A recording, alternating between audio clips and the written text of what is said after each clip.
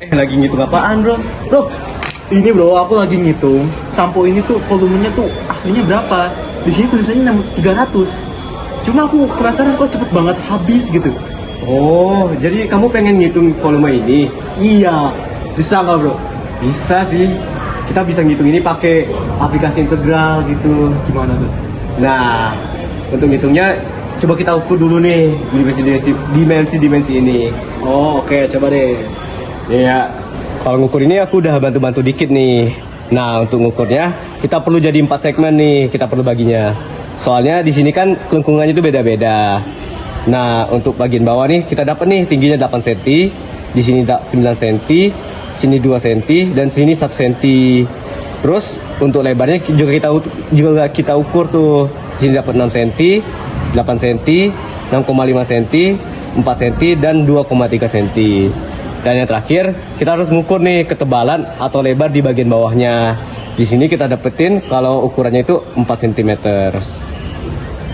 Nah, setelah kita tahu dimensi-dimensi dari botol itu, kita harus tahu nih metode bakal kita pakai. Nah, untuk metodenya, aku minta bantuan sama temen aku nih. Yuk, temen aku bantuin. Sekarang kita akan membahas mengenai teori-teorinya. Yang pertama adalah integral tentu. Integral tentu merupakan suatu proses menghitung luas di bawah suatu kurva dalam interval tertentu. Misalnya kita memiliki grafik fx dan kita ingin menghitung luas di antara x sama dengan a sampai x sama dengan b. Maka kita akan menggunakan integral tentu dan rumusnya adalah seperti ini. Nah, integral tentu juga memberikan suatu nilai pasti terhadap seberapa besar suatu area pada interval tertentu.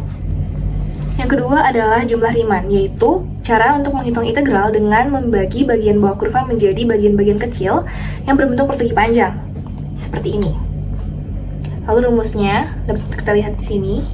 Jadi semakin kecil potongannya, maka hasilnya akan semakin mirip dengan integral aslinya.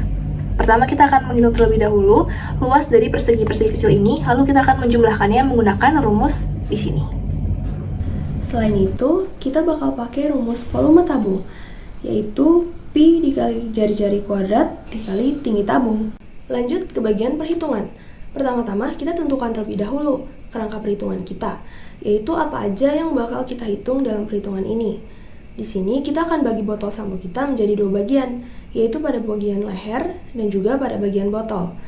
Kenapa dibagi 2? Karena adanya perbedaan bentuk antara si bagian leher ini dan bagian botol, sehingga akan lebih mudah kalau misalkan dibagi 2. Lalu nanti di akhir kita akan menghitung volume total dengan menjumlahkan keduanya.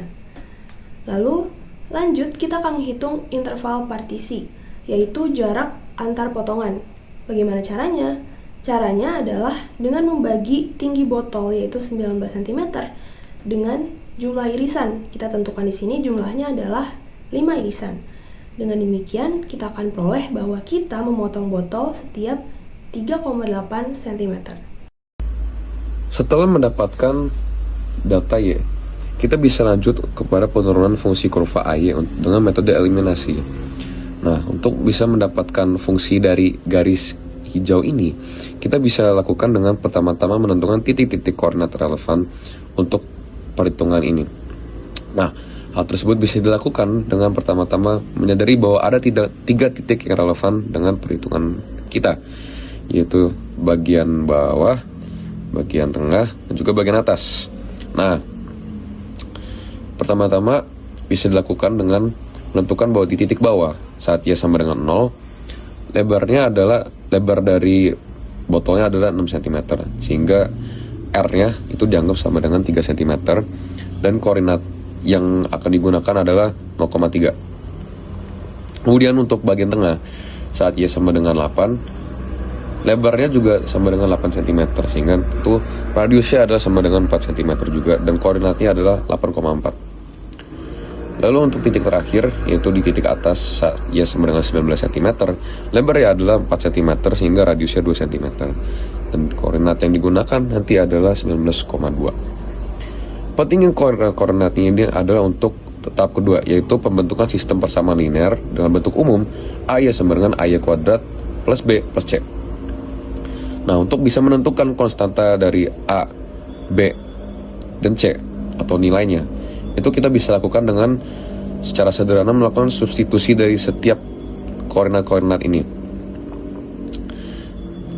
Pertama-tama kita bisa melakukan hal yang sederhana, yaitu substitusi titik 1 untuk bisa mendapatkan nilai C.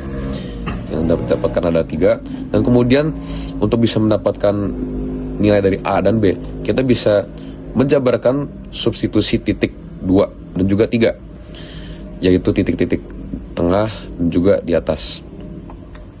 Nah, setelah itu kita bisa mendapatkan dua persamaan yang nanti akan digunakan untuk eliminasi agar nilai A bisa dicari.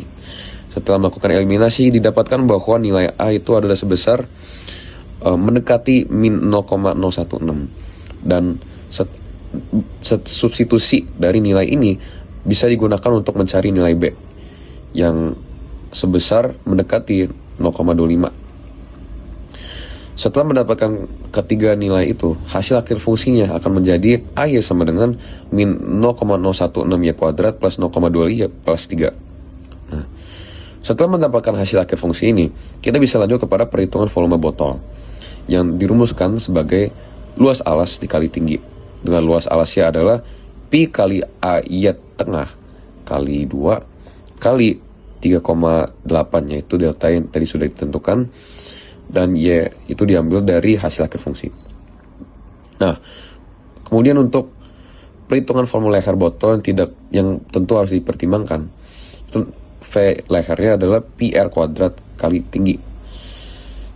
Lalu untuk perhitungan volume total, kita bisa mulai dari penentuan volume leher, yaitu seperti tadi dirumuskan di sini adalah sebesar didapatkan 16,619 cm pangkat 3 atau sama dengan 16,619 ml, karena tentu perhitungan volume kita akan dalam mililiter. Nah, sekarang ini kita akan menuju kepada bagian perhitungan volume dari bidang dengan delta Y. Nah, di sini sudah dijabarkan interval-interval yang berlaku, nilai Y tengah, A tengah, luas yang didapatkan, dan juga volume dari setiap segmen.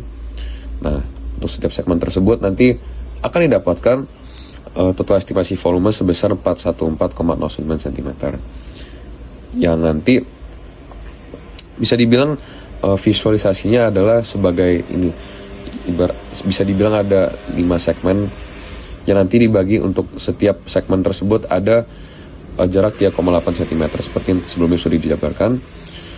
Nanti kita bisa mendapatkan volume total, yaitu volume botol ditambah volume leher, itu nanti dapat 430,709 ml. Yang nanti sebagai hasil akhir kita mendapatkan kesimpulan bahwa volume hitungannya itu tadi adalah 430,709 ml dengan volume aktual 444,509 yang didapatkan dari perhitungan melakukan isi dari botol dengan air dan kemudian menghitungnya dengan sebuah gelas pengukur. Nanti selisih dari volume hitungan dan juga volume aktual itu akan sebesar 13,8 ml, dan ini akan berguna untuk menentukan galat, yaitu selisih dibagi V aktual dikali 100%. Ini akan kita dapatkan galat sebesar 3,105%, yaitu besar ketidakakuratan dari perhitungan volume botol kita.